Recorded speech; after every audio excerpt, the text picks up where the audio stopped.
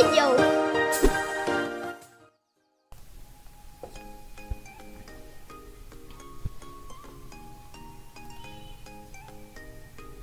Music 1, Week 6 to 7. Mga tunog, hayop. Ano-ano ang mga paborito mong hayop?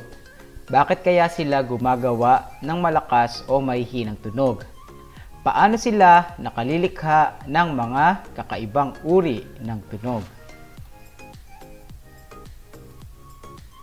Sa araling ito, may uugnay mo ang lakas at hina ng tunog sa laki at kilos ng mga hayop. Matatansya mo rin kung gaano kalakas o kahina ang tunog ng isang bagay o nilalang ayon sa laki o liit nito. Tingnan ang mga larawan sa ibaba. Alin sa mga hayop na ito ang may malakas na huni? Alin naman sa kanila ang may mahinang huni? Una, daga. Pakinggan natin ang huni ng daga.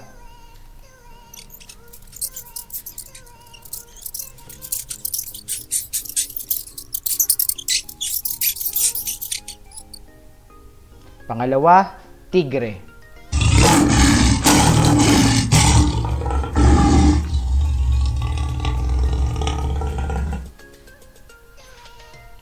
Okay, alin sa dalawang hayop ang may malakas at mahina na huni?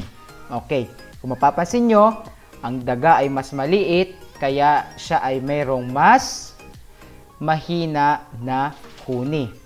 At ito namang tigre na mas malaking hayop ay mayroong malakas na huni o may malakas na tunog.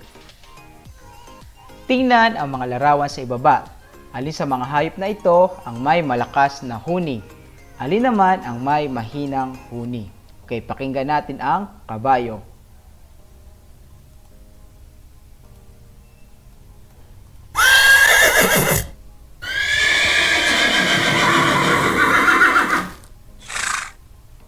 Pangalawa, langaw.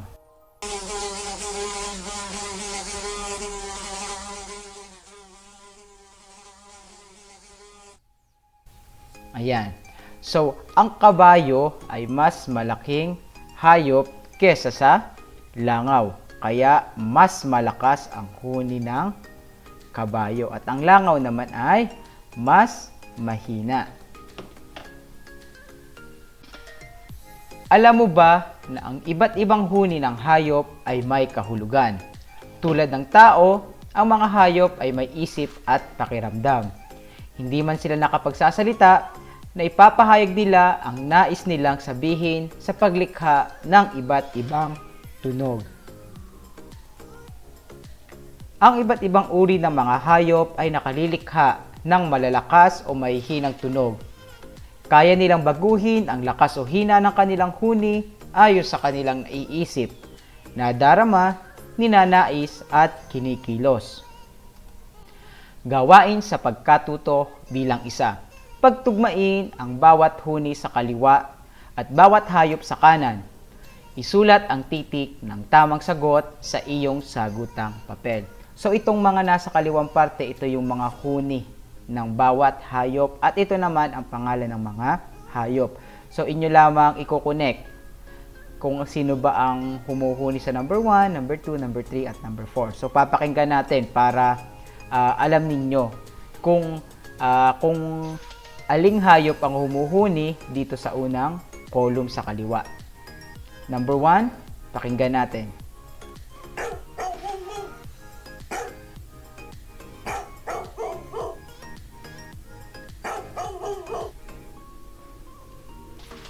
Number 2.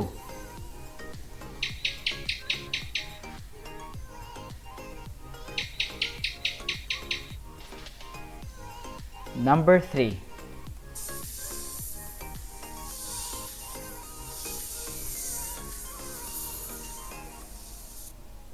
Number 4.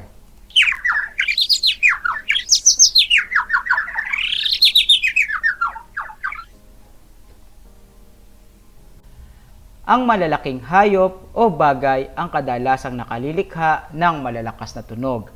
Ang maliliit na hayop o bagay naman ang kadalasang nakalilikha ng may hinang tunog. Sabi dito sa ating paliwanag, yun daw malalaking hayop, yung mga yan, ay kadalasang malalakas ang tunog. Ayan, malalakas ang tunog na nalilikha. At ang mga maliliit na hayop naman ay kadalasang nakalilikha ng mahihinang tunog. So, pag malaki, malakas. Pag maliit, mahina. Gawain sa pagkatuto bilang 2. Magsulat ng bilog kung ang hayop ay lumilikha ng malakas na tunog.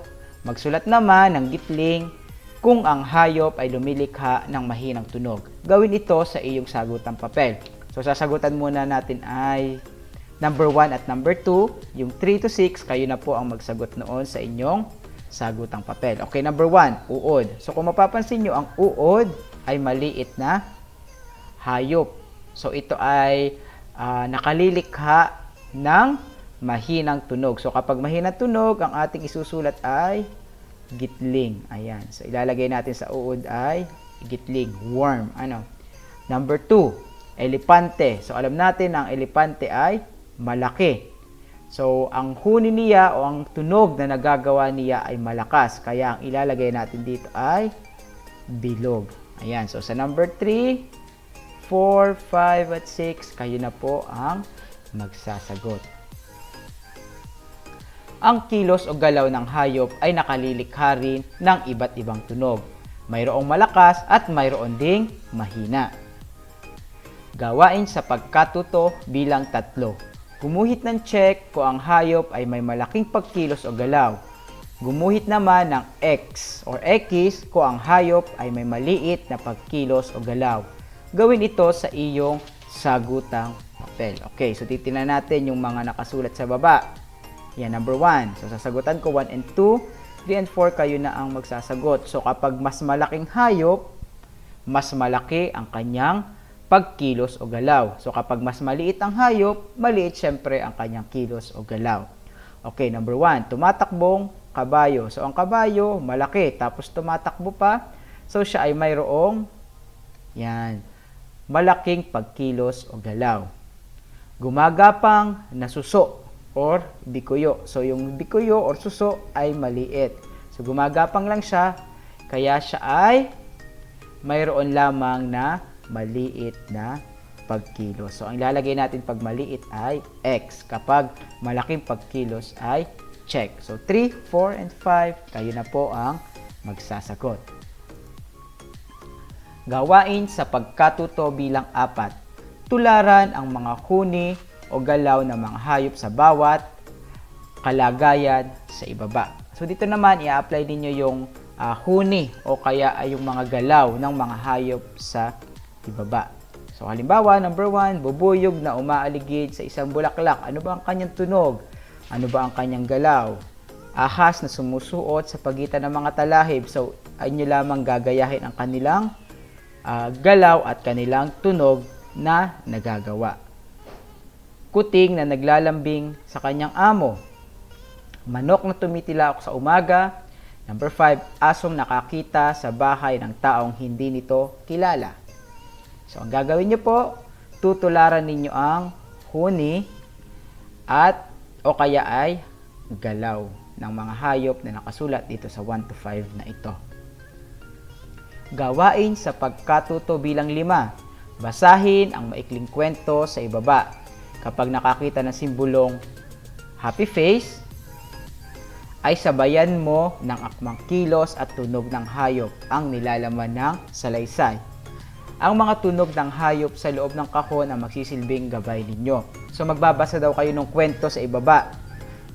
So, kapag nakita ninyo itong simbolo ng happy face, inyong gagawin yung kanyang kilos or tunog. So, itong mga nakasulat dito sa baba, ito yung mga gagamitin ninyong tunog. So, depende sa lalabas dun sa kwento. Okay, subukan natin. Isang araw, naghahanap ng kalaro si kabayo. Niyaya niya si pusa, ngunit ito ay inaantok. So, ano ba ang tunog ng pusang inaantok? Ayan, so ito dapat ang lalabas na tunog ninyo dun sa unang happy face. So nilagyan ko na siya ng tunog. Ito yon, unang happy face. Pakinggan natin.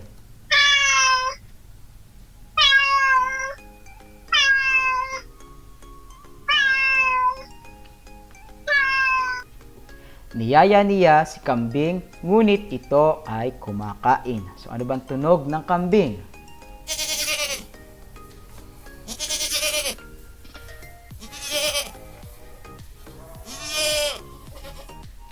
Pumunta siya kay aso, ngunit ito ay natakot.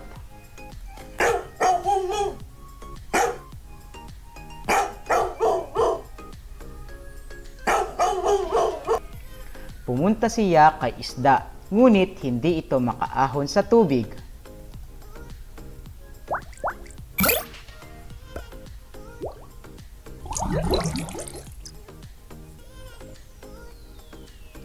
Nakita siya ni unggoy at pumayag itong makipaglaro.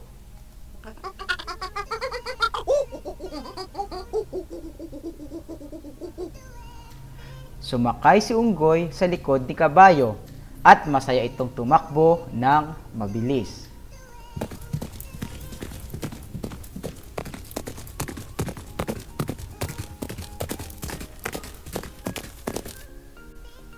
Punan ang mga patlang ng wastong salita upang makabuo ng makabuluhang kaisipan tungkol sa aralin. Isulat ang sagot sa malinis na papel. Okay, so ang sagot natin ay makikita natin dito sa baba. Itong tatlong nasa loob ng kahon. So ilalagay po ninyo yung mga sagot ninyo dito sa patlang. Kayo na po ang magbasa ng talata at kayo na rin po ang bahalang magsagot sa gawain ito. Kung may mga tanong pa kayo, pwede kayo mag-message sa aking Facebook Messenger account, Ryan Chester Manzanares, sa aking Instagram account, chester.manzanares, at pwede rin kayo mag-email, ryanchester.manzanares@deped.gov.ph.